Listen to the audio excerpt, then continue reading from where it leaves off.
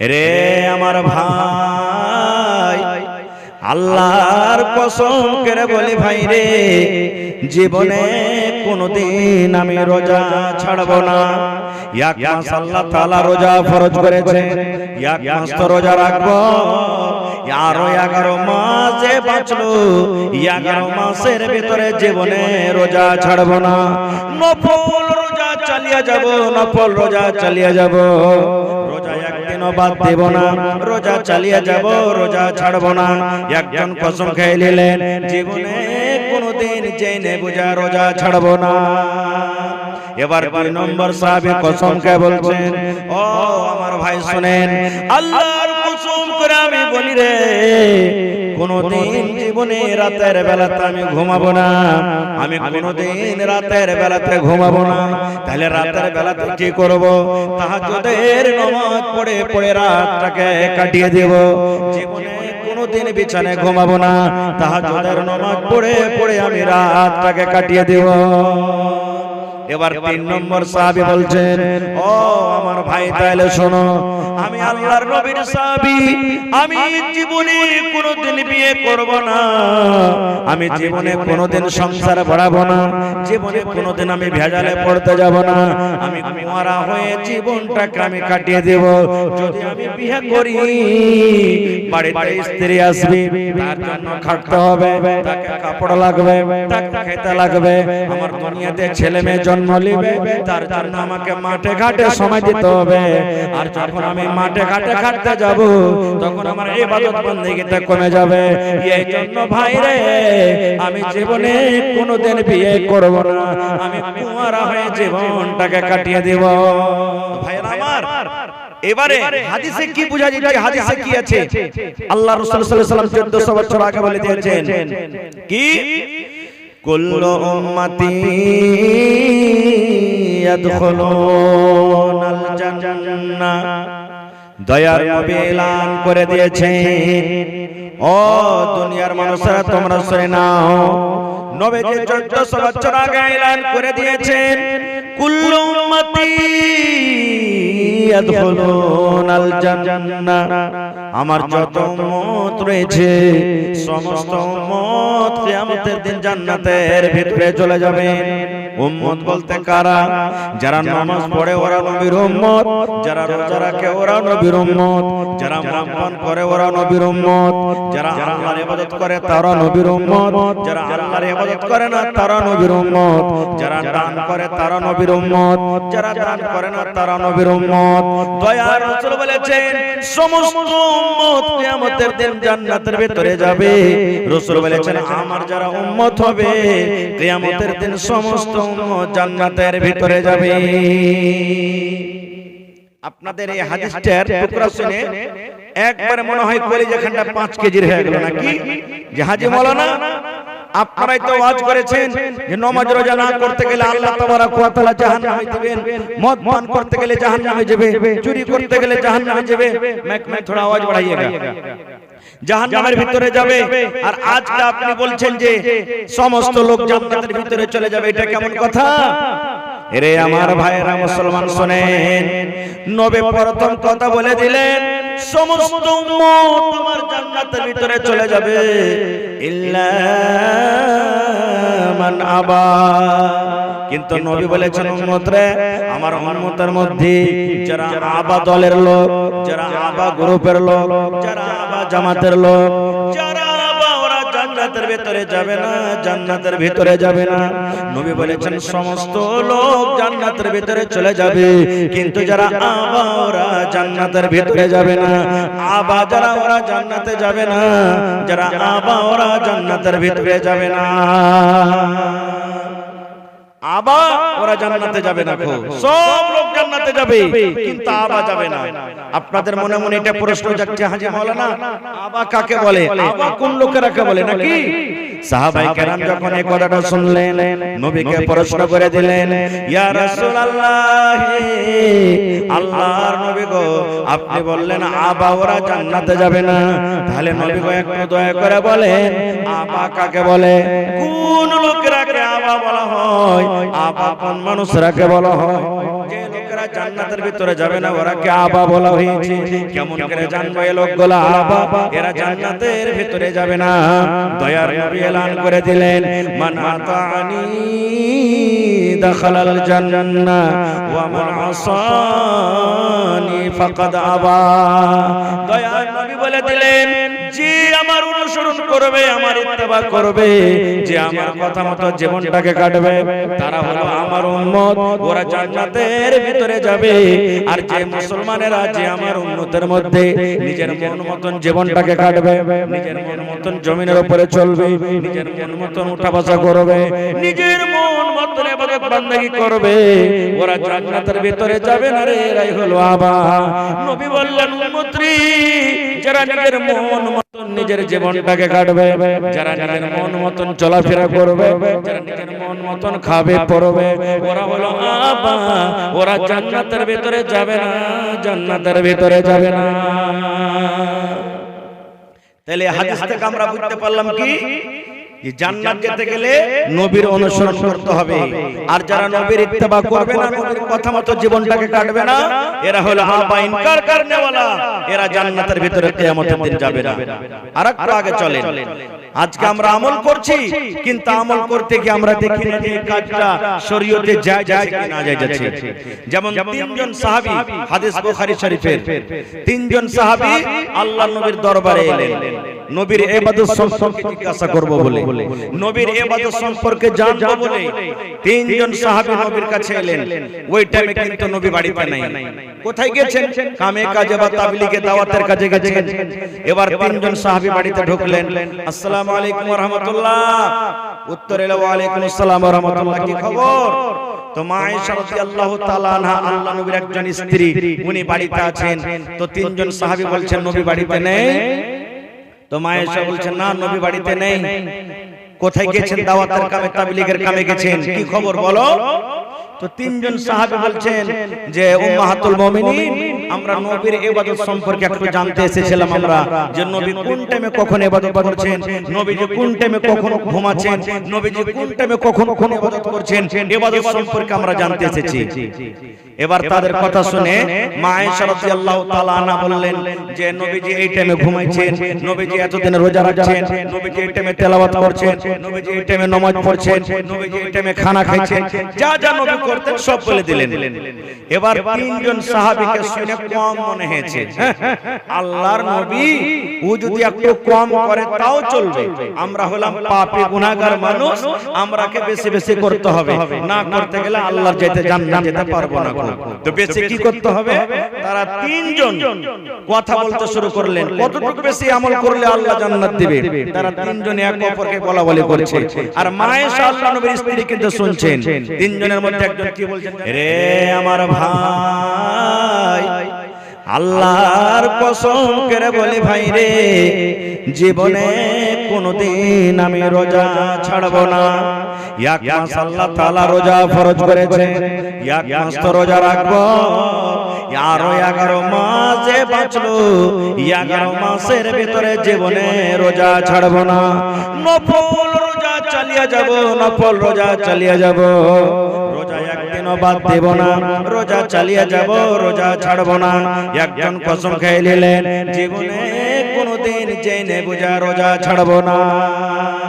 এবার 2 নম্বর সাহাবী কসম খেয়ে বলছেন, ও আমার ভাই শুনেন, আল্লাহর কসম করে আমি বলি রে, কোনদিন জীবনে রাতের বেলাতে আমি ঘুমাবো না, আমি কোনদিন রাতের বেলাতে ঘুমাবো না।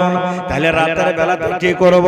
তাহাজ্জুদের নামাজ পড়ে পড়ে রাতটাকে কাটিয়ে দেব। জীবনে কোনদিন বিছানায় ঘুমাবো না, তাহাজ্জুদের নামাজ পড়ে পড়ে আমি রাতটাকে কাটিয়ে দেব। এবার 3 নম্বর সাহাবী বলছেন, ও আমার ভাই, তাহলে শোনো, আমি আল্লাহর নবীর সাহাবী, আমি জীবনে কোনদিন বিয়ে করব না, আমি জীবনে কোনদিন সংসার বাড়াবো না, জীবনে কোনদিন আমি ভেজালে পড়তে যাব না, আমি কুঁয়ারা হয়ে জীবনটাকে আমি কাটিয়ে দেব। যদি আমি বিয়ে করি, বাড়িতে স্ত্রী আসবে, তার জন্য খাটতে হবে, তাকে কাপড় লাগবে, তাকে খেতে লাগবে, আমার দুনিয়াতে ছেলে মেয়ে জন্ম নেবে তার জন্য আমাকে মাঠে ঘাটে সময় দিতে হবে। আর যখন আমি মাঠে ঘাটে খাটতে যাব তখন আমার ইবাদত বন্দেগীতে কমে যাবে। এই জন্য ভাই রে আমি জীবনে কোনোদিন বিয়ে করব না, আমি কুঁয়ারা হয়ে জীবনটাকে কাটিয়ে দেব। তিনজন কসম খেয়ে নিলেন। একজন জীবনে কোনদিন রোজাই ছাড়বো না, সারা জীবন রোজা করব। একজন কসম খাইছে কোনদিন রাতের বেলাতে ঘুমাবো না, তাহাজ্জুদ নামাজ পড়ে পড়ে রাত কাটিয়ে দেব। আর একজন কসম খাইছে কি যে কোনদিন বিয়ে করব না। সুবহানাল্লাহ। হাই মুসলমান। আর আজকে আমাদের অবস্থা কি জানেন?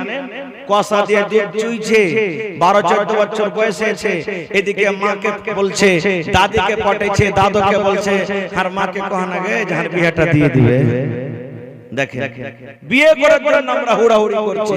এই যে রমজান মাস সামনে আসছে, কত ভাই রোজার মাসে রোজা রাখবে না, দিনের বেলাতে যেমন এখন খাইছে রোজার দিনও খাইবে, আর বলবে বাড়তে কি খরচা নেই যে রোজা করে বেড়াবো, এত বড় লম্বা দিন রোজাটা কে করবে?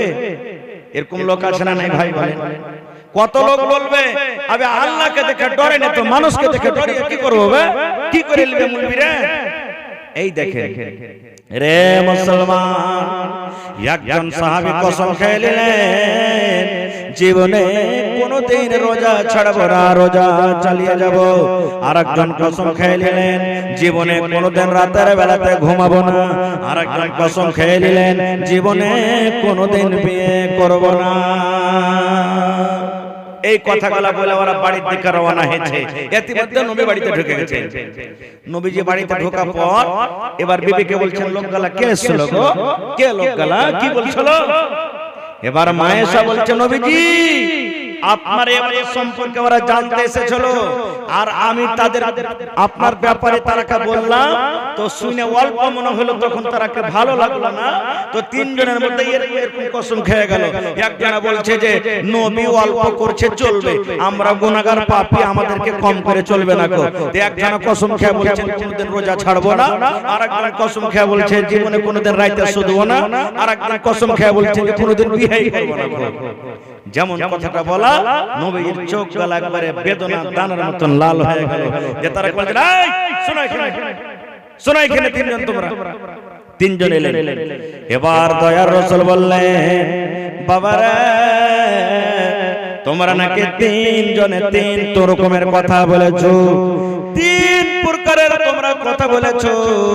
সেই সাহাবীরা বলছেন ইয়া রাসূলুল্লাহ বলেছি। দয়ার নবী বললেন বাবারে তোমরা আল্লাহকে দেখে যতক্ষণে ডরাও, আমি নবী তোমাদের থেকে বেশি আল্লাহকে দেখে ডরাই। তোমরা জাহান্নামকে দেখে যতক্ষণে ভয় করো, তোমাদের থেকে আমি নবী আল্লাহকে দেখে বেশি ভয় করি। আমার সাহাবীরা শুনে নাও, আমি নবী তোমরা বলেছো বিয়ে করব না, বিয়ে করব না, কুঁয়ারা হয়ে মরে যাব। আমার সাহাবীরা শুনে নাও, আমি নবী রে আমার বাড়িতে দেখো 11টা স্ত্রী আমার বাড়িতে আছে, 11 জন মেয়েকে বিয়ে করেছি। ও আমার সাহাবী শুনে নাও, তোমরা বলো জীবনে কোনদিন রাতের বেলাতে ঘুমাবো না।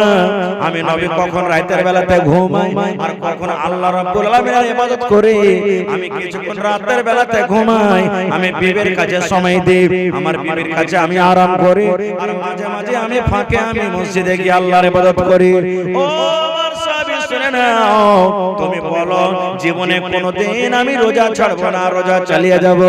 আমি নবী আল্লাহকে দেখে ডরাই, আল্লাহকে দেখে যতক্ষণ ভয় করে তোমরা করো না। এই জন্য আমি নবী রোজা রাখি আর মাঝে মাঝে আমি ছেড়ে দিই। এবার নবী বলছেন কি আমার উম্মতরা তোমরা শুনে নাও, ফামান রাগিবা আন সুন্নতি ফালাইসা মিন্নি। আমি নবী আমার তরিকা মতো যদি তোমরা আমল না করো, আমি নবী আমি যেভাবে তোমাকে চলতে বলবো সেইভাবে যদি তোমরা না চলো, আমার সুন্নাতটাকে তোমরা যদি না মানো, ফালাইসা মিন্নি, তোমরা আমার উম্মত হতে পারো না রে, আমার উম্মত হতে পারো না। নারে তাকবীর। তাহলে বোঝা গেল কি নবীর উম্মত হতে গেলে, জান্নাত পেতে গেলে নবীর অনুসরণ করে চলতে হবে। আর একটু আগে চলেন। সুবহানাল্লাহ। এ ভাই মুসলমান, আজকে তো আমরা নবীর অনুসরণ না করে হিরোকে অনুসরণ করছি। এই দেখবেন আমার ভাইয়েরা, যারা নওজওয়ান যুবক ভাই আগা থেকে পিছে দিকে চুল ছাড়তো আগে 2 4 5 10 বছর আগে হিপি কাটিং বলতে থাকে নাকি, হানা বলে। আর এখন চুল কিছুদিন চললো আগে থেকে এরকম করে মারবে একবারে, বাপ রে বাপ, চুলের ফরকন। আবার এখন কিছু চুলের কাটিং এসেছে কি গোটাই চারিদিকে একবারে সুন্দর করে কাটবার মধ্যখানে একবারে রাখবে, ওটার নাম বলে জুতা কাটিং বলে না, চাপ্পাল কাটিং, চাপ্পাল কাটিং বলে ভাই, বলছেন চাপ্পাল কাটিং। এ ভাই মুসলমান, আল্লাহ রাসূল সাল্লাল্লাহু আলাইহি ওয়াসাল্লাম যেভাবে আমল করতে বলেছেন রে ভাই, সেইভাবে যদি আমরা আমল না করে আমাদের আমল নষ্ট হয়ে যাবে, বরবাদ হয়ে যাবে রে ভাই, আমাদের আমল নষ্ট হয়ে যাবে, বরবাদ হয়ে যাবে। আপনারা সবাই জানছেন, সবাই শুনেছেন, আজকে আমাদের যুবকেরা কে নবীর অনুসরণ করতে ভালো লাগে না, আজকে আমার যুবক ভাইয়েরা কেউ শুনতে ভালো লাগে না, আজকে আমার মায়েরা খালারা কেন নসিহত শুনতে ভালো লাগে না। আল্লাহর নবী যখন দুনিয়াতে চলে গেলেন, প্রথম ইসলামের রাজা, ইসলামের খলিফা হলেন হযরত আবু বকর রাদিয়াল্লাহু তাআলা আনহু। যখন উনিও চলে গেলেন দুনিয়া থেকে, দ্বিতীয় রাজা, দ্বিতীয় খলিফা হলেন উমর রাদিয়াল্লাহু তাআলা আনহু। ইসলামের দ্বিতীয় রাজা, দ্বিতীয় খলিফাকে উমর রাদিয়াল্লাহু তাআলা আনহু একদিন মসজিদে নামাজ পড়াইতে শুরু করেছেন, ফজরের নামাজ। ভালো করে শুনবেন ভাই, ফজরের নামাজ পড়াইতে শুরু করেছে। আর উমর ফারুকের পরে কিন্তু একটা গোলামের রাগ থাকে। দুনিয়াতে এক অপরের পরে দুশমনি থাকে কি থাকে না, যে কোনো লোক হয় থাকে। তো ওই উমর রাদিয়াল্লাহু তাআলা আনহুর উপরে একটা গোলামের রাগ, কোন কারণে রাগ হয়েছে। এবার ও কিন্তু সুযোগ ঢুঁড়ছিল যে আমি উমরকে কিন্তু মারব, ইসলামের যিনি রাজা খলিফা আমি তাকে মার্ডার করে দেব। কখন মার্ডার করব? এই নামাজ যখন পড়িতে উমর দাঁড় হবে, তখন পেটের ভিতরে দিব ছোরা ভরে রাখবে। ঠিক এখানটা ছোরা গোলাম কাপড়ে ঢেকে রেখে পকেটে করে খুব সুন্দর করে নিয়ে আছে। এবার ওমর রাদিয়াল্লাহু তাআলা আনহু আল্লাহু আকবার বলে যখন ফজরের টাইমে এই জায়গায় বুকে হাত বাঁধেছেন, এরকম টাইমে সুবহানাল্লাহ ওই গোলাম হযরত ওমর রাদিয়াল্লাহু তাআলা আনহুর পেটে দিলেন ছোরাটাকে ভরে। যেমনই ছোরা ভরা, পেট ফোটা হয়ে গেল, ভুঁড়ি ফোটা হয়ে গেল, উমর ফারুক বেহুঁশে পড়ে গেলেন। এই যুগের এই জামানার মতন তো আরে শিলিগুড়ি নিয়ে চলো, কিশনগঞ্জ নিয়ে চলো, কলকাতা নিয়ে চলো, পাটনা নিয়ে চলো, বড় বড় ডাক্তার কোথায় পাবেন? নামাজ শেষ হলো, তাড়াতাড়ি করে সব লোকজন জমা হলো। এবার এত রক্ত বহিল, এত রক্ত বহিল, উমর রাদিয়াল্লাহু তাআলা আনহু মনে হয় আর বাঁচবেন না। একটা লোক বলছে, যারে দুধ দাও, মুখখানে দুধ দাও, আমাদের রাজার মুখখানে দুধ দাও, দুধ দিতে গেলে কি হবে? শরীরে একটু বল হবে। কিন্তু ওরে সুবহানাল্লাহ, মুখ দিয়ে যেমন দুধ গলা দেয়, যে জায়গাতে জখম লেগেছে, যে জায়গাতে জখম হয়েছে, দুধ দুধ হয়ে বের হয়ে যায়, পেটে কিন্তু দুধ রহে না। হযরত ওমর রাদিয়াল্লাহু তাআলা আনহুর কথা শুনে চারিদিকে খবরটা শুরু হয়ে গেল, চারিদিকে খবরটা রটে গেল। ইসলামের রাজা উমরকে মার্ডার করে দেওয়া হয়েছে, মুসলমানের রাজাকে মার্ডার করে দেওয়া হয়েছে, মুসলমানের রাজাকে কাতাল করে দেওয়া হয়েছে। দেখার জন্য সমস্ত লোক দৌড়াতে দৌড়াতে দৌড়াতে দৌড়াতে দৌড়াতে দৌড়াতে ওমর রাদিয়াল্লাহু তাআলা আনহুর বাড়িতে এসেছে। দেখছেন দেখছেন দেখছেন দেখছেন এর মধ্যে একটা নওজওয়ান হযরত ওমরকে দেখা পর ও বাড়ির দিকে রওনা হয়েছে, হাঁটছেন বাড়ির দিকে। আর কোন হিসাবে ওমর রাদিয়াল্লাহু তাআলা আনহুর ওই যুবকের উপরে চোখ পড়ে গেছে, দিয়ে তাকে কি বলছেন জানেন? রে যুবক, তুমি আমার কাছে এসো রে বাবা, তোমাকে একটা আমি কথা বলবো। এবার যুবক যখন পাঞ্জরে এসেছেন, ওরে আল্লাহ, পেট দিয়ে রক্ত বইছে, আর মনে হয় দুনিয়াতে হযরত ওমর রাদিয়াল্লাহু তাআলা আনহু বাঁচবেন না। এই সমস্ত মুসলমান ওমর রাদিয়াল্লাহু তাআলা আনহু যুবককে বলছেন, রে আল্লাহর বান্দা, তুমি ওমরকে দেখতে এসেছো রে, তুমি মুসলমানের রাজাকে দেখতে এসেছো। আমার মতো যদি ওমর মরে যায়, আমার মতো ওমর যদি দুনিয়া থেকে চলে যায়, ইসলামের কোনো ক্ষতি হবে না রে, ইসলামের কোনো নোকসান হবে না।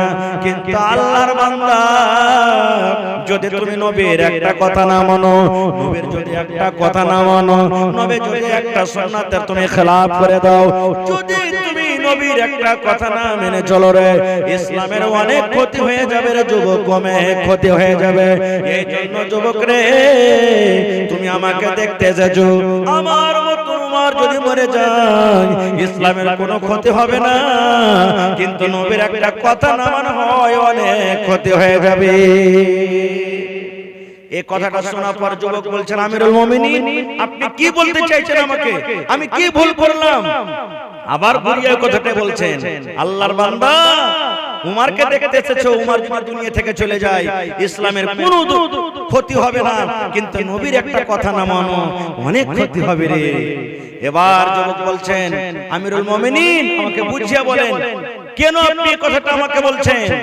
রে আমার যুবক ভাইরা শুনেন, হযরত ওমর রাদিয়াল্লাহু তাআলা এবার ওই যুবককে বলছেন, আরে আল্লাহর বান্দা তুমি উমরকে দেখতে এসেছো, তোমার লুঙ্গিটার দিকে দেখো রে, ইরফা ইজারাক কিংবা ইরফা সাওবাক। যুবক রে, নবীর হাদিস আছে এই টাকনা থেকে নিচে যদি লুঙ্গি পায়জামা নিচে চলে যায় ওই জায়গাটা কিয়ামতের দিন আল্লাহর জাহান্নামে পড়বে। যে টাকনা থেকে নিচে লুঙ্গি পায়জামা চলে যাবে ওই জায়গাটা আল্লাহর কিয়ামতের দিন জাহান্নামের আগুনে জ্বলবে। এই জন্য যুবক রে, তুমি লুঙ্গিটাকে উঁচা করে পরো, তুমি এই টাকনা থেকে লুঙ্গি পায়জামাটাকে উঠিয়ে নাও। যদি তুমি টাকনা থেকে উঁচা করে লুঙ্গি পরো রে যুবক, নবীর কথা মানা হবে, ইসলামের কথা মানা হবে, নবীর তরিকা মতন জীবনটা কাটা হবে রে। একটা নবীর হাদিসের প্রতি আমল হবে, আল্লাহ এবং আল্লাহ রাসূল রাজি হয়ে যাবেন। আর তুমি আমাকে দেখতে এসেছো, আর যদি নবীর কথা না মানো যুবক রে, আমার মতো উমরকে দেখে তোমার কোনো লাভ হবে না। নারে তাকবীর! হয়নি, হবে না, হতে পারে না, আমার নবীর সাথে কারো তুলনা। হয়নি, হবে না, হতে পারে না, আমার নবীর সাথে কারো তুলনা। হায় রে তুলনা তো দূরের কথা, ছায়াও মিলে না। হয়নি, হবে না, হতে পারে না, আমার নবীর সাথে কারো তুলনা। হয়নি, হবে না, হতে পারে না, আমার নবীর সাথে কারো তুলনা। সকল নবী রাসূল ছিলেন খোদার দিওয়ানা, দো নয়নে দেখব খোদা ছিল তামান্না। আরে মোর নবীকে ডেকে নিলেন, আরে মোর নবীকে ডেকে নিলেন, দেখবে রব্বানা। হয়নি, হবে না, হতে পারে না, আমার নবীর সাথে কারো তুলনা। হয়নি, হবে না, হতে পারে না, আমার নবীর সাথে কারো তুলনা। ইউসুফকে দেখে যারা আঙ্গুল কেটেছে, তারা কে আমার নবীর রূপ দেখেছে। ইউসুফকে দেখে যারা আঙ্গুল কেটেছে, তারা কি আমার নবীর রূপ দেখেছে? আরে দেখতো যদি কেটে দিত, আরে দেখতো যদি কেটে দিত কলিজাখানা। হয়নি, হবে না, হতে পারে না, আমার নবীর সাথে কারো তুলনা। হয়নি, হবে না, হতে পারে না, আমার নবীর সাথে কারো তুলনা। নারে তাকবীর! আর একটা হাদিস শুনেন, মজার হাদিস। আল্লাহর নবীর জামানাতে নবীজি আনসার এবং মুহাজিরের ভিতরে ভাইচারা লাগিয়ে দিলেন, ভাই লাগিয়ে দিলেন। কারণ যারা মক্কা থেকে হিজরত করে মদিনা চলে গেছেন, বাড়ি ঘর, কত লোক নিজের বিবি, কত লোক নিজের ছেলে মেয়ে, জমিন জায়গা সব ত্যাগ করে চলে গেছেন। সবাই জানেন নাকি? এবার মদিনাতে যখন পৌঁছলেন নবীজি ভাই লাগিয়ে দিলেন, এই এটা তোমার ভাই, এটা তোমার ভাই, এটা তোমার ভাই, এটা তোমার ভাই, এটা তোমার ভাই, নিজের মায়ের পেটের মতন ভাইয়ের মতন রিশতা লাগিয়ে দিলেন। সব সাহাবীর কথা বলবো না, একটা সাহাবীর কথা শুনেন। সালমান রাদিয়াল্লাহু তাআলা আনহু আর আবু দারদা রাদিয়াল্লাহু তাআলা আনহু দুজনের মধ্যে ভাই লাগিয়ে দিলেন। এ সালমান, এ আবু দারদা, তোমরা হলে দুটো ভাই। সহিহ ভাই, ভালো করে শুনবেন। এবার থাকতে থাকতে থাকতে কিছুদিন পর সালমান রাদিয়াল্লাহু তাআলা আনহু ভাই আবু দারদার বাড়ি বেড়াতে গেছেন। আমরা বেড়াতে যাই না?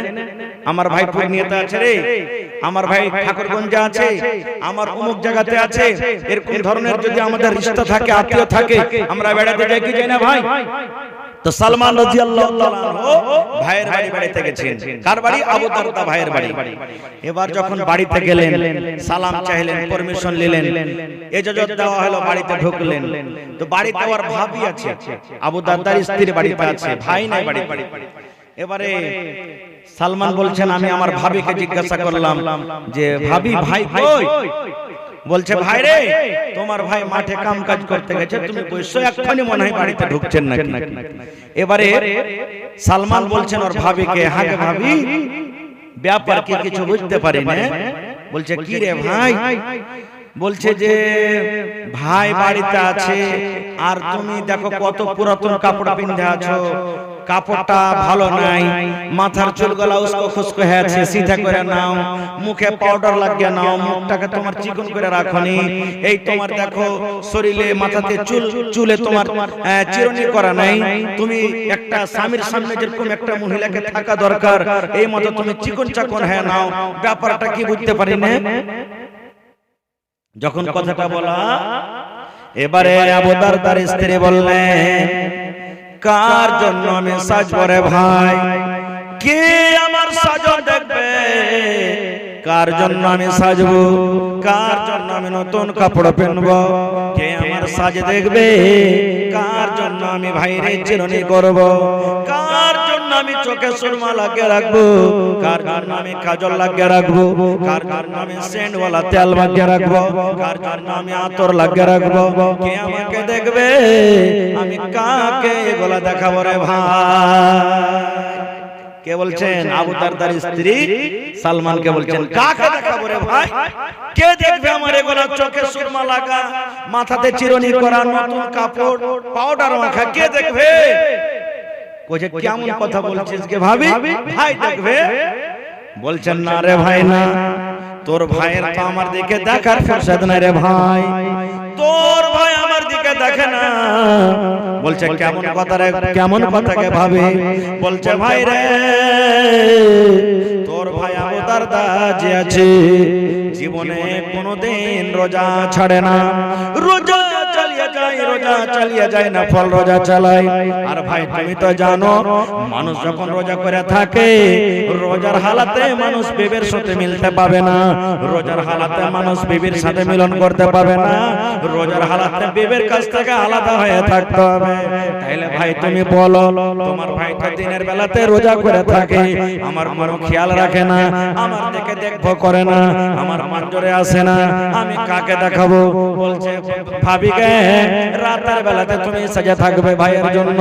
বলছে, ভাই রে, রাতের বেলাতে তোমার ভাই তাহাজ্জুদের নামাজ পড়ে পড়ে রাতটাকে কাটিয়ে দেয়, আমার বিছানে রাতের বেলাতে আসে না।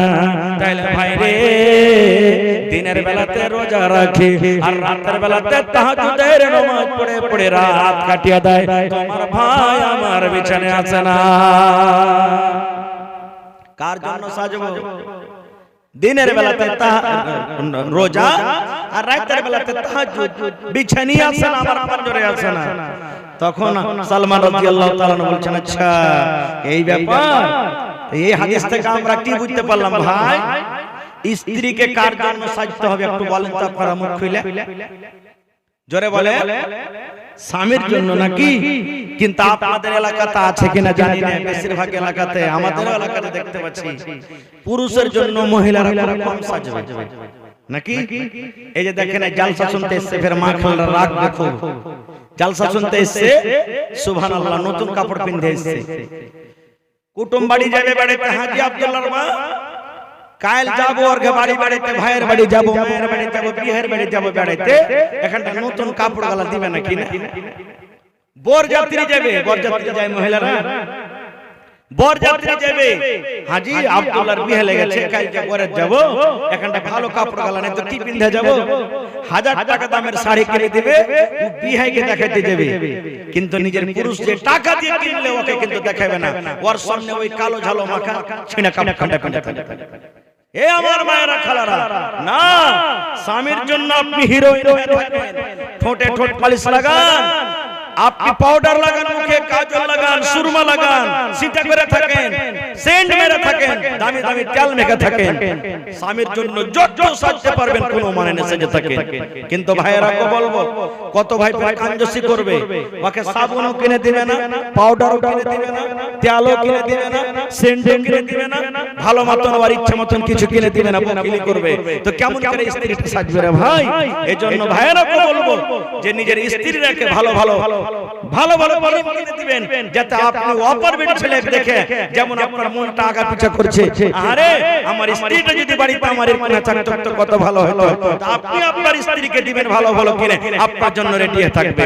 খের যাও, তো যখন বললেন যে ভাই কার জন্য সাজবো, তোমার ভাই আবু দারদা দিনের বেলাতে রোজা করে আর রাতের বেলাতে তাহাজ্জুদ নামাজ পড়ে। যখন কথাটা বললেন তখন বললেন ঠিক আছে। ইতিমধ্যে আবু দারদা বাড়ি চলে এসেছেন। আসার পর তখন বলছেন আসসালামু আলাইকুম। ওয়া আলাইকুম আসসালাম। আরে বলতে ভাই এসেছে, সালমান ভাই এসেছে। গলায় গলা মিলিয়ে তখন বলছেন স্ত্রীকে, ভাইকে খাইতে দাও, সালমান ভাইকে খাইতে দাও। বলছে খাইতে দিয়েছি, কিন্তু তোমার ভাই বলছে যে ভাই আবু দারদা বাড়িতে আসবে, তাহলে খাবো না। বলছে খাইতে দাও, খাইতে দিয়েছে। দেওয়ার পর তখন আবু দারদা বলছেন ভাই তুমি খানা খাও ভাই। বলছে তুমি আইছো। বলছে তুমি আইছো। বলছে না ভাই আমি খাবো না। বলছে কেন? বলছে আমি রোজা করে আছি। বলছে কেমন রোজা? বাকি রোজা মতো না। বলছে কেমন রোজা? বলছে নফল রোজা। এবার যখন কথাটা বলা, সালমান রাদিয়াল্লাহু তাআলা বললেন, ও ভাই আবু দারদা, তোমার বাড়িতে কুটুম হয়েছে রে ভাই রে, তুমি যদি আমার সাথে খানা না খাও, আমি সালমান তোমার বাড়িতে খানা খাবো না। তুমি আমার সাথে খানা খাও তাহলে আমি খাবো, আর যদি তুমি আমার সাথে খানা না খাও, আমি সালমান তোমার বাড়িতে খানা দূরের কথা এক টক পানি আমি পান করব না। যদি আমাকে খেতে চাও ভাইরা, তোমাকে আমার সাথে খানা খেতে হবে। বলছে আরে ভাই আমি রোজা করে চলে, ছেড়ে দাও রোজা। রোজা ছেড়ে দিলেন, রোজা নফল রোজা ছেড়ে দিলেন। এবার দুই ভাই খানা খাওয়া হলো, দিন কেটে গেল। এবার সন্ধ্যা হলো, মাগরিবের নামাজ হয়ে গেল, এশারের নামাজ হয়ে গেল।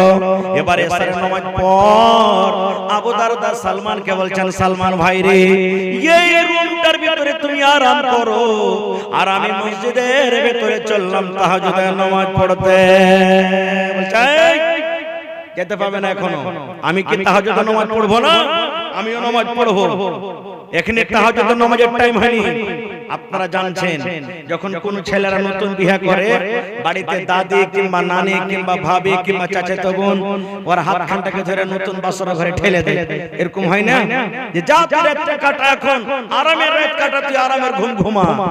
এই মতো সালমান রাদিয়াল্লাহু তাআলা আনহু ভাই আবু দারদার হাত খানটাকে ধরে যে ঘরে ওর ভাবি আছে দিলে ঠেলার ভিতর থেকে ঠেলে দিলে, আর যা বলছে যাও তুমি আরাম করো, যখন নামাজের টাইম হবে আমি তোমাকে জাগিয়ে দেব। এবার বন্দরে আমার হযরত আবু দারদা রাদিয়াল্লাহু তাআলা আনহু বললেন, এই করে করে রাত 9টা হয়ে গেল, 10টা হয়ে গেল, 12টা হয়ে গেল। মিয়া বিবির আমাদের মিলন হলো, মিয়া বিবির আমাদের সহবাস হলো। ঠিক রাত 1টা 2টা যখন হয়ে গেল, এবার সালমান আমাকে বাইরে থেকে দরজাতে ধাক্কা দিয়ে বলছে, ভাই আবু দারদা, এখন তুমি উঠে যাও রে ভাই, এখন নামাজের টাইম হয়ে গেছে। এখন ভাই তুমি বিছানা ছেড়ে দাও, এখন নামাজের টাইম হয়ে গেছে রে ভাই, তুমি এখন উঠে যাও। এবার আবু দারদা বললেন, আমি ফরজ গোসল করলাম, ফরজ গোসল করার পর আমরা ভাই তাহাজ্জুদের নামাজ পড়লাম। এবার আমাকে বললেন, ও ভাই আবু দারদা, তুমি শুনে নাও ভাই রে, শুনে নাও, ও আমার দরদি ভাই, তুমি শুনে নাও রে ভাই, তোমাকে আল্লাহ রাব্বুল আলামিন চোখ দান করেছে, এই চোখকে তোমাকে আরাম দিতে হবে রে ভাই, তোমাকে চোখকে আরাম দিতে হবে। আল্লাহ তোমাকে যে বডি দান করেছেন, এই বডিকে আল্লাহ আরাম করার জন্য দিয়েছেন, আরামও করতে হবে। আল্লাহ যে রাতটা দিয়েছেন, রাতের বেলাতে তোমাকে আরাম করতে হবে। আল্লাহ তোমাকে সুন্দর গোলাপ ফুলের মতন স্ত্রীটা দিয়েছে, স্ত্রীর তোমাকে হক আদায় করতে হবে, স্ত্রীর পাঞ্জরে তোমাকে ঘুমাইতে হবে, স্ত্রীর পাঞ্জরে তোমাকে ভালো মন্দ গল্প করতে হবে। তোমার বাড়িতে যদি মেহমান চলে আসে, মেহমানের সাথে তোমাকে খানা খাইতে হবে, মেহমানের সাথে ভালো মন্দ গল্প করতে হবে। তুমি আল্লাহর হক আদায় করবে, মেহমানের তুমি হক আদায় করবে না, তুমি বিবির হক আদায় করবে না, তুমি চোখকে আরাম দেবে না, সমস্ত হককে বাদ বাদ দিয়ে তুমি যদি এক আল্লাহর হক আদায় করো, এরকম ইবাদতে আল্লাহ রাজি হবে না, এরকম ইবাদতে আল্লাহ রাজি হবে না, এরকম ইবাদতে আল্লাহ রাজি হবে না। যাও, তোমাকে চোখকে আরাম দিতে হবে, মেহমানের হক আদায় করতে হবে, বিবির হক আদায় করতে হবে, সমস্ত কিছুর হক আদায় করতে হবে, তাহলে তোমার আমল আল্লাহর কাছে কবুল হবে। না হলে সমস্ত লোকের হক বাদ দিয়ে তুমি এক আল্লাহর হক আদায় করবে, এরকম ইবাদত আল্লাহ রাজি হবে না। আবু দারদা বলছেন, ফজরের নামাজের পর আমি নবীর কাছে চলে গেলাম, আর আমার সাথে যা ঘটনা ঘটেছে নবীকে সব কথা আমি বলে দিলাম। এবার নবী তখন বলছেন, আবু দারদা, সাদাকা সালমান, সালমান ঠিকই বলেছে তোমাকে, ঠিকই তোমাকে বলেছে। তো ভাই, আমরা হাদিস থেকে বুঝতে পারলাম কি ইবাদত বান্দেগি করতে গেলে আল্লাহ তাবারাক ওয়া তাআলার রাসূলের অনুসরণ করতে হবে। আমরা কাহারির হক করব আর কাহারির হক করে আল্লাহর ইবাদত করব, এরকম ইবাদত আল্লাহ কবুল করবেন না। আরেকটু আগে চলেন, আপনাদের এলাকাতে, আপনাদের এই এলাকাতে মহিলারা ঈদ বকরিদের নামাজ কোথায় পড়েন ভাই? ঈদগাহে না মসজিদে?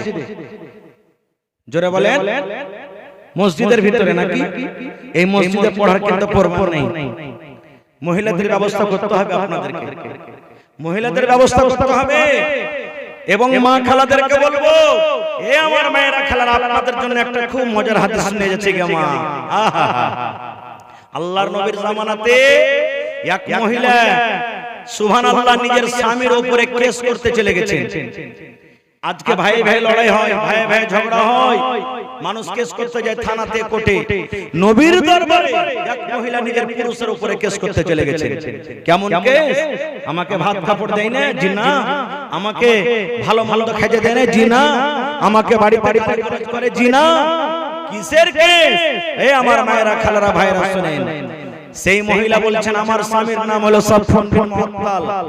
আমি স্বামীর ব্যাপারে নবীর দরবারে কেস করতে গেলাম। কেস করতে যদি যাচ্ছি, দেখছে নবীর পাঞ্জরে আমার স্বামী বসে আছে। আপনারা যেমন বসে আছেন, নবীর জামানাতে মজলিস লেখা আছে। সেই মহিলা বলছেন, আমি চলে গেলাম ভালোভাবে পর্দাশীল হয়ে নবীর দরবারে। এবার দেখছি আমার স্বামীও কিন্তু নবীর পাঞ্জরে বসে আছে। এবার মনে মনে বলছেন, আল্লাহ, যার ব্যাপারে কেস করব সেকে নিয়ে এসেছি, সে আমার স্বামী তো নবীর পাঞ্জরে বসে আছে, আল্লাহ কি করব এখন? বলছেন, না, যা হবে পরে হবে, কিন্তু আমি নবীর দরবারে এসেছি, শেকাত করে যাব। কি শেকাত? সে মহিলা বলছেন, আসসালামু আলাইকুম ওয়া রাহমাতুল্লাহ। আল্লাহ রাসূল বলছেন, ওয়া আলাইকুম আসসালাম ওয়া রাহমাতুল্লাহ। কি ব্যাপার? এ আমার মায়েরা খালারা ভাইরা শুনেন। এবারে সেই মহিলা বললেন, ইয়া রাসূলুল্লাহ, আল্লাহর নবী গো, আমার স্বামী সাফওয়ান বিন মুআত্তাল গো, নবী যে আপনার পাঞ্জরে বসে আছে, নবী গো, তার ব্যাপারে তিনখানা আমি শিকায়ত নিয়ে এসেছি। এই যে আমার স্বামী সাফওয়ান বিন মুআত্তাল আপনার পাঞ্জরে বসে আছেন, তার ব্যাপারে তিনখানা আমি কেস করতে এসেছি গো নবীজি। এক নম্বর কেস হলো, আমি যখন নামাজ পড়ি, আমি নামাজ যখন পড়ি, হয়তো আমি তাশাহুদে থাকি, কিংবা হয়তো আমি রুকুতে থাকি, কিংবা নামাজ আমি দাঁড়িয়ে থাকি, নবী গো, আমার স্বামী আমাকে নামাজের হালাতে মারে, আমাকে কিলের বাড়ি মারে, আমাকে ফাটের বাড়ি মারে, নামাজের হালাতে আমাকে মারে, আর বলে, বেবি রে, নামাজ ছেড়ে দে, তোকে নামাজ পড়তে হবে না। দুই নম্বর, নবী গো, আমি যখন রোজা রাখি, আমার রোজাটাকে ভেঙে দেয়, ছাতু মুখে দিয়ে দেয়, কিংবা পানি দিয়ে দেয়, কিংবা মুখে খাজর দিয়ে দেয়, কিংবা নবী গো, আমাকে আগে থেকে বিছানার দিকে আমাকে উঠিয়ে নিয়ে চলে যায়, আর বিছানায় উঠিয়ে নেওয়ার পর আমার সাথে সহবাস করার পর আমার রোজাটাকে ভেঙে দেয়। নবী গো, তিন নম্বর শিকায়ত হলো, আমার স্বামী সাফওয়ান ফজরের নামাজ পড়েন যখন সূর্য উঠে যায়। কয়টা হলো? তিনখানা কেস হয়ে গেল। এক নম্বর রাসূল বললেন, সেই মহিলা বলছেন, নবী গো, আমি নামাজ পড়ি, আমার স্বামী নামাজের হালাতে মারে, আর বলে, বিবি রে, নামাজ ছেড়ে দে। দুই নম্বরে আমার মুখে খাজর দিয়ে কিংবা পানি দিয়ে, কিংবা আমাকে বিছানায় উঠিয়ে নিয়ে চলে যায়, আর যাওয়ার পর আমার রোজাটাকে ভেঙে দেয়, আর বলে, বিবি রে, তোকে রোজা রাখতে হবে না। তিন নম্বরে, নবী গো, আমার স্বামী ফজরের নামাজ পড়ে যখন সূর্য উঠে যায়, সূর্য ওঠার আগে আমার স্বামী ফজরের নামাজ পড়ে না। সুবহানাল্লাহ, তিন শিকায়ত হয়ে গেল। এবার নবীজি তার স্বামীকে বলছেন, সাফওয়ানকে, আরে বাবা সাফওয়ান, তোমার স্ত্রী তোমার ব্যাপারে 3 ঘন্টা শিকায়ত করেছে, কেস করেছে, এগুলা কেমন করে বাবা, সত্য না মিথ্যা? এই জামানার যদি আমরা পুরুষ হতাম তো কি বলতাম? চোখ মুখকে লাল করে একবারে, দাঁত কোটাকে একবারে কড়মড় করে বলতাম, হালের বেটি, হালে তোকে কাপড় দিচ্ছি, খাইতে দিচ্ছি, পিনতে দিচ্ছি, আর তুই আমার ব্যাপারে সেফ করতে দিচ্ছি, চল তোকে বাড়িতে যা, তোকে দেখছি ধুর মুজে, তোকে ধুর ধুর, এই কথাটাই বলতাম। কিন্তু রে সুবহানাল্লাহ, যার সিনাতে কোরআন, যার ভিতরে আল্লাহর ডর, জাহান্নামের ডর, সেই সাহাবী বলছেন, আল্লাহ আজকে যদি আমি মিথ্যা কথা বলে দিই না, নবীজি আমার স্ত্রী যা বলছেন সব মিথ্যা কথা, কিন্তু আল্লাহ রে, যেদিন আল্লাহ রাব্বুল আলামিন কোরআনে বলেন কিয়ামত কায়েম করবে, আল ইয়াউমা নাখতিমু আলা আফওয়াহিহিম ওয়া তুকাল্লিমুনা আইদিহিম ওয়া তাশহাদু আরজুলুহুম বিমা কানু ইয়াকসিবুন। আল্লাহ কিয়ামতের দিন মানুষের মুখে মোহর লাগিয়ে দেবেন, আল্লাহ সেই মোহর মুখে লাগিয়ে দিবেন, মানুষের মুখে কথা বলতে পারবে না, মানুষের হাতে সেদিন কথা বলবে, পায়ে গাওয়া দিয়ে দিবে, বিমা কানু ইয়াকসিবুন, যা দুনিয়াতে আমরা আমল করব। এইবারে সেই সাহাবী বলছেন, হুজুর আমার স্ত্রী আমার ব্যাপারে যা বলেছেন সব ঠিক বলেছেন, একটা মিথ্যা নয়, একটা মিথ্যা নয়, যা বলেছে আমার ব্যাপারে সব সত্য বলেছে। এবার নবীজি বলছেন, আরে বাবা, নামাজটা হচ্ছে আল্লাহর একটা ইবাদত, তো নামাজের হালাতে তোমার স্ত্রীকে কেন মারো রে বাবা? নামাজের হালাতে তো বিবিকে মারতে হয় না, কেন তোমার বিবিকে নামাজের হালাতে মারো? রে আমার মায়েরা, খালারা শুনেন। এইবারে সেই সাহাবী বললেন, ইয়া রাসূলুল্লাহ, আমি অবুঝ নই, আপনার একজন সাহাবী, আমি পাগল নই গো নবীজি, আমিও জানি শরীয়ত, জানি শরীয়ত বুঝে গো নবীজি, কিন্তু এই জন্য আমি মারি নবী গো, আমি একটা গরিব মানুষ গো নবীজি, আমি মাঠে কামে কাজে চলে যাই, খাজুর গাছে আমি পানি দিই, আমি খাজুর গাছ নিড়াই, খাজুর গাছে আমি দাওয়াত দিই, সারা দিন মাঠে কাম কাজ করার পর যখন সন্ধ্যাবেলাতে বাড়ি আসে, আমার স্ত্রী আমাকে সন্ধ্যাবেলাতে খাবার দিয়ে দেয়, আমি খাবার খাই। अस्सलाम वालेकुम। मैं आप सबों को ये जहन नशीन कर दूं कि हमारे शेख अब्दुल गफ्फार साहब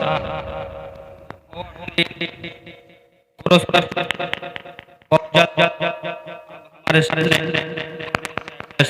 होंगे इंशाअल्लाह, इसलिए आप लोग इधर उधर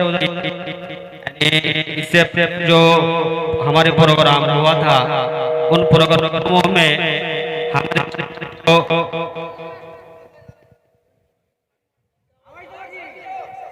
आवाज देखिए, मैं आप सबों को बता दूं कि इससे पहले भी हमने प्रोग्राम किए थे, तो शेख मुनीरुद्दीन साहब की तशरीफ आवारी नहीं हो चुकी थी, इसी कारण तो उसी लेके लोगों के जहन में है कि शायद इस बार भी गफ्फार साहब नहीं आ रहे हैं। तो नहीं, ये आप लोगों को मैं यकीन दिला रहा हूँ कि पौवा खाली वो क्रॉस कर चुके हैं, बस चंद मिनट में अब हमारे सामने अब्दुल गफ्फार साहब।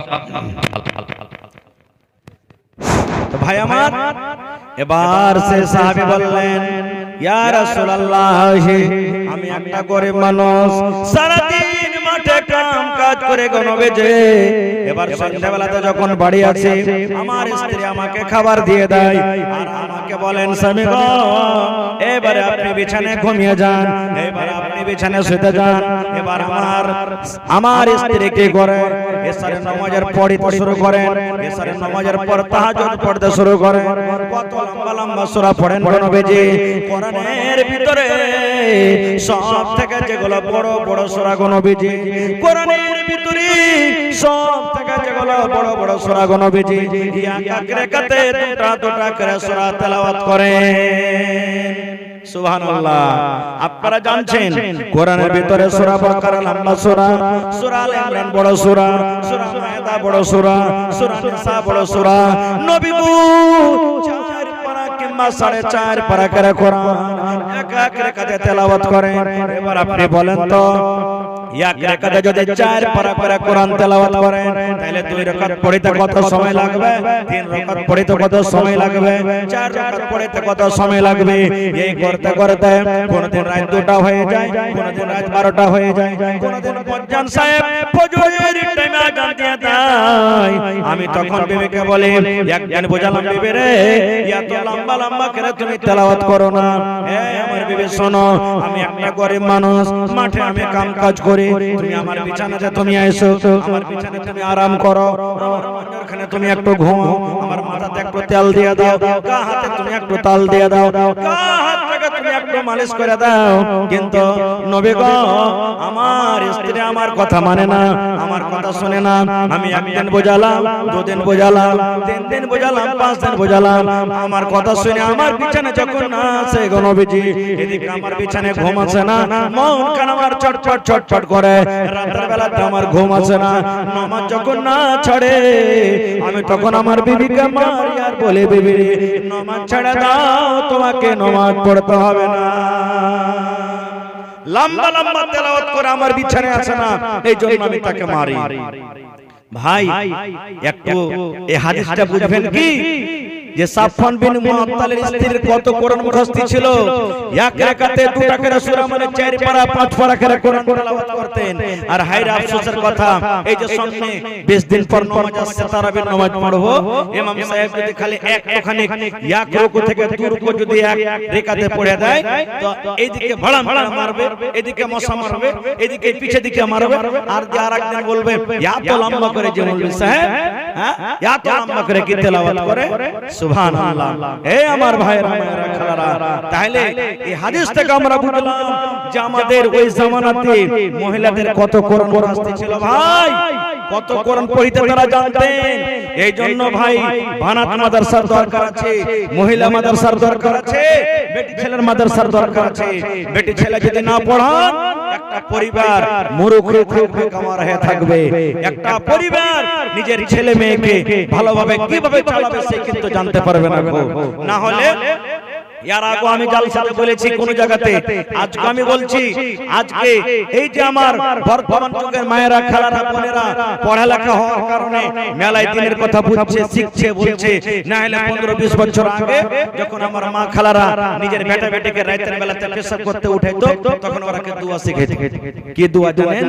ছেলে ছেলেতে বিছানায় পেশাব না করে দেয়, 1 বাত্তা 2 বাত্তা 3 বাত্তা ঘর সত্তা বাহির মুক্তা बोलतो ना, यही दुआ सिखाए तो 1 बात्ता 2 बात्ता 3 बात्ता घर सुत्ता बाहिर मुत्ता, ये दुआ बार-बार খালারা শিখালছেন। কিন্তু মাকে বলবো, মারে এটা দোয়া নয় গো মা, এটা হাদিসের কথা নয়, এটা কোরআনের কথা নয়, এটা মানুষের কথা। যদি ওই মা পড়ালেখা হতো তাহলে ছেলেরাকে বলতো, বাবা রে আল্লাহর নবীর হাদিস আছে রে মা, আল্লাহর নবী বলেছেন, ও আমার উম্মতরা শুনে নাও, যখন তুমি পেশাব পায়খানা করতে বসবে তখন তোমাকে এই দোয়াটা পড়তে হবে, বিসমিল্লাহি আল্লাহুম্মা ইন্নী আউযু বিকা মিনাল খুবুসি ওয়াল খাবাইস, এই দোয়া পড়তে হবে। ভাই আমার, এইজন্য আপনাকে বলবো, এই যে এলাকার মধ্যে মনে হয় আশেপাশে 10 কিলোমিটার লিয়া বানাত মাদ্রাসা নেই, আছে তো কিশনগঞ্জ একটা আছে নাকি, যেটা মাহাত, তার আশেপাশে মনে হয় আর বানাত বেটি ছেলের মাদ্রাসা নাই। এই মাদ্রাসাতে ভাই আপনাকে বলবো, বেটি রেখে দিন, বেটাকে পড়াইবেন, একটা লোককে পড়াইলেন, একটা বেটিকে পড়াইবেন, একটা পরিবারকে আপনি পড়াইলেন। ভাই মুসলমান, এটা মনে করিয়েন না বেটি রেখে পড়িয়ে কি লাভ আছে রে, ইয়ারা বিয়া শাদী হে, পরের বাড়িতে যে ঘোঁটা তুলবে, পরের বাড়িতে যে ছাই তুলবে, পরের বাড়িতে যে গোবর তুলবে, পরের বাড়িতে ঝাড়ি দিবে, বেটি রেখে পড়িয়ে কি লাভ আছে? না না রে ভাই না। নবী বলেছেন, ইজা মাতাল ইনসান, মানুষ যখন মরে যায় সমস্ত আমল তার বন্ধ হয়ে যায়, ইল্লা মিন সালাসাতিন, 3খানা এমন আমল আছে মরার পর আপনার কবরে নিয়ে যাইবে, মরে যাবেন কবরে চলে যাবেন, নিচে কিন্তু বন্ধ হবে না। তার মধ্যে একটা হলো ওয়ালাদুন সালিহুন ইয়াদউ লাহু, আপনার দুনিয়াতে বেটা আছে, দুনিয়াতে আপনার বেটি আছে, নেক সন্তান দুনিয়াতে আছে। আপনি যখন মরে কবরে চলে যাবেন, ওই বেটি যখন বলবে, আল্লাহ ওই বেটা যখন বলবে মাবুদ রে আমার আব্বা জান আমাকে কোরআন পড়া শিখিয়েছেন, আমার আব্বা জান আমাকে হাদিস পড়া শিখিয়েছেন, ওই বেটা যখন বলবে রব্বুল আলামিন আমার আব্বা জান কত কষ্ট করে খেটে খেটে আমাকে পড়িয়ে লিখিয়েছে, আল্লাহ আমার আব্বা জান দুনিয়াতে নাই, আজকে আমার মা দুনিয়াতে নাই, তারা কবরের ভিতরে শুয়ে আছেন, আল্লাহ রব্বুল আলামিন আমি তার বেটা কিংবা বেটি দোয়া করে আমার মা বাবার জীবনে যদি কোনো গুনাহ হয়ে থাকে আল্লাহ তার জীবনের গুনাহকে maaf করে দাও রব্বুল আলামিন। আল্লাহ তোমার নাম হলো গাফফার, আল্লাহ তাকে গুনাহকে maaf করে তুমি তাদের কবরে জান্নাতের বিছানা দিয়ে দাও। দয়ার রাসূল বলেছেন উম্মতরা যখন তোমার নেককার বেটা বেটিরা এইভাবে তোমার জন্য দোয়া করবে, ওই দোয়াটা আল্লাহ রব্বুল আলামিন অনলাইন তাদের কবরে আল্লাহ পৌঁছে দেবে। ভাই আমার, তাহলে সেই মাদ্রাসার সরকার হলেন আপনারা। এই মাদ্রাসাতে সরকারি সহযোগিতা কিছু আসে না, মাদ্রাসার মালিক মাদ্রাসার সরকার হলেন আপনারা। তো মাওলানা আব্দুল গফফার সাহেব চলে আসছেন, বাস 10 থেকে 15 মিনিটে ভাই আপনারা যত যে পেরেছেন দান করেছেন। আমি একটা লোককে আবদার করছি, আমি বানাতের ভিতরে গেছিলাম, ঘুরে দেখলাম সুবহানাল্লাহ মোটামুটি 200 চলরে ভাই ঝরে দুটি আঁখি বুঝাইলে বোঝিস না তুই কোন জঙ্গলের পাখি রে, আজ মন মোর চঞ্চল রে, আজ মন মোর চঞ্চল রে ভাই ঝরে দুটি আঁখি বুঝাইলে বোঝিস না তুই কোন জঙ্গলের পাখি রে, আজ মন মোর চঞ্চল রে। বৈরের পাতা গরম পানি তে মন্তকে গোসল করাবে, গরম পানি বৈরের পাতায় মন্তকে গোসল করাবে, গোসল করাইয়া মন্তকে কাফন পরাবে রে, আজ মন মোর চঞ্চল রে, কাফন পরাইয়া মন্তর জানাজা পড়িবে, কাফন পরাইয়া মন্তর জানাজা পড়িবে, জানাজা পড়িয়া মন্তকে দফন করিবে রে, আজ মন মোর চঞ্চল রে। মা কান্দিবে বেটার বেটা, বোন কান্দিবে ভাই, মা কান্দিবে বেটার বেটা, বোন কান্দিবে ভাই, ঘরের বেবে সেও তো কানবে আর তো উপায় নাই রে, আজ মন মোর চঞ্চল রে, আজ মন মোর চঞ্চল রে ভাই ঝরে দুটি আঁখি বুঝাইলে বোঝিস না তুই কোন জঙ্গলের পাখি রে, আজ মন মোর চঞ্চল রে। কাঁচা বাঁশের খাট বান্ধিবে শুকনো পাতের ডোর, এমন করে বাঁধবে রে মন চলবে না তোর জোর রে, আজ মন মোর চঞ্চল রে। নারে তাকবীর, আল্লাহ তুমি আমাদেরকে জান্নাত দিও নাকি? একটু কথা বলে নাও, আশা আছে না নেই? জান্নাত নেওয়ার মনে আকাঙ্ক্ষা আছে না নেই আপনাদের? হ্যাঁ না বলেন? জি আলহামদুলিল্লাহ। তবে জান্নাতটাকে আল্লাহ তাবারাক ওয়া তাআলা এরকমই রেখে দিয়েছেন যে মরবো আর মরার পরে জান্নাতে চলে যাব, এটা বিশ্বাস আছে না? ভালো আমল নেক আমল করতে হবে তার জন্য। নেক আমল যদি আমরা দুনিয়া থেকে করে যাই তাহলে আল্লাহ তাবারাক ওয়া তাআলা আমাদেরকে জান্নাত দান করবেন। যে আমলটাতে আল্লাহ এবং আল্লাহ রাসূল খুশি হবেন সেই আমলটাতে আল্লাহ তাবারাক ওয়া তাআলা আমাদেরকে জান্নাত দেবেন নাকি ভাই মুসলমান? আজকে আপনারা জান্নাত নেওয়ার জন্য এসেছেন, তবে জান্নাত যেতে গেলে একটা লোকের অনুসরণ করতে হবে, একটা মানুষের ইত্তেবা করতে হবে, একটা নবীর ইত্তেবা করতে হবে। আমি আপনি যদি শরীয়তে কিছু এমন কাজ আছে যেগুলা নবী আমাদেরকে দেননি, আর সেই কাজগুলো যদি আমরা নেকি মনে করে করি তা আমাদের আমল বাতিল হয়ে যাবে, নষ্ট হয়ে যাবে। এই ইসলাম ধর্মে কিছু কাজ আমরা মুসলমান এমনও করি যেটা না শরীয়তে পাওয়া যায়, না আল্লাহ রাসূল বলে গেছেন, না আল্লাহ তাবারাক ওয়া তাআলা তার উপর আদেশ দিয়েছেন, কিন্তু আমরা নেকি মনে করে যাই। আচ্ছা আপনারা বলেন তো, গোলা বুঝেন তো আপনারা? যে ধান রাখেন গোলা, কুঠি বুঝেন আপনারা? হ্যাঁ না বলেন? জি বাজারি বলেন আপনারা? মাওলানা জি নাজিম সাহেব বলছেন বাজারি। আমরা গোলা বলি, কুঠি, কুঠিতে ধান রেখেছেন, আর যদি তল থেকে এন্দুর লেগে যায় আর ওই এন্দুরটাকে যদি হাঁকার ব্যবস্থা না করেন তো থাকবে একটা ধান গহম? জোরে বলেন থাকবে জি ভাই? আপনার মুখে লাগে খাইনি টেনে ভরা আছে, বুঝাচ্ছে থাকবে না। এই মতো আপনি আমি নেকির কাজ করছি আর নেকি মনে করে করছি, কিন্তু ওই কাজটা যদি শরীয়ত মোতাবেক না হয় তাহলে কিন্তু ওই নেকিটা কি টিকবে? জোরে বলেন নেকিটা টিকবে? টিকবে না। তাহলে কার অনুসরণ করতে হবে, কার ইত্তেবা করতে হবে যে আল্লাহ তাবারাক ওয়া তাআলা জান্নাত দান করবেন? আল্লাহ তাআলা কোরআন মাজিদে বলছেন, ওয়ামা আতাকুমুর রাসূল, হে দুনিয়ার মানুষ, রাসূল যা তোমাকে দিবেন ফাখুযুহু সেটা নিয়ে নাও, সোজা কথা। ওয়ামা নাহাকুম আনহু ফান্তাহু, এবং রাসূল যে কাজ থেকে তোমাদেরকে নিষেধ করবেন ফান্তাহু, তোমরা রুকে যাও। তাহলে বুঝা গেল আমাদের ধর্ম যে ইসলাম, ইসলাম মাযহাবে আমরা দুই প্রকারের কথা পাবো, একটা হলো হ্যাঁ, একটা হলো না, একটা হলো ধরো, একটা হলো ছাড়ো, একটা হলো করো, একটা করিও না, নাকি?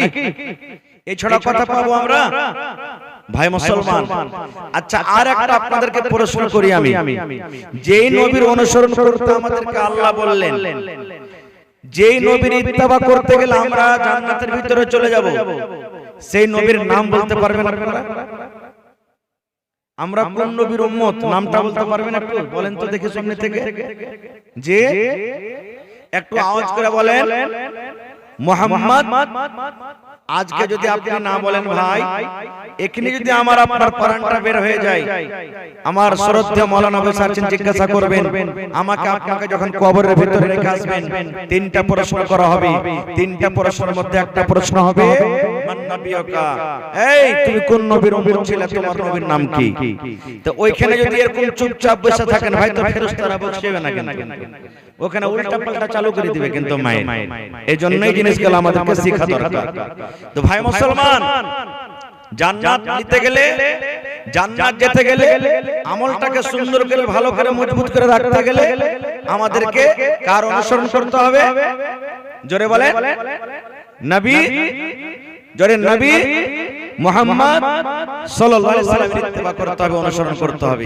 আল্লাহ কোরআনের অন্য জায়গাতে বলছেন, কুল, হে নবী আপনি আপনার উম্মতকে বলে দেন, ইন কুনতুম তুহিব্বুনাল্লাহ, যদি তোমরা আল্লাহ তাবারাক ওয়া তাআলার সাথে দোস্তি করতে চাও, আল্লাহকে ভালোবাসতে চাও, আল্লাহর সাথে বন্ধুতালি করতে চাও, আল্লাহর সাথে মুহাব্বত করতে চাও, আল্লাহ শিখিয়ে দিচ্ছেন নবীজি আপনি আপনার উম্মতকে বলে বলে ফাত্তাবিউনি, তোমরা আমার অনুসরণ করো, আমার ইত্তেবা করো। আল্লাহ বলছেন দুনিয়ার মানুষ, যদি তোমরা নবীর ইত্তেবা করো দুখানটা তোমাদের লাভ আছে। এক নম্বর ফায়দা, ইউহিব্বুকুমুল্লাহ, আমি আল্লাহ তাকে ভালোবাসতে লাগবো, ওয়া ইয়াগফির লাকুম যুনুবাকুম, এবং আল্লাহ তার গুনাহকে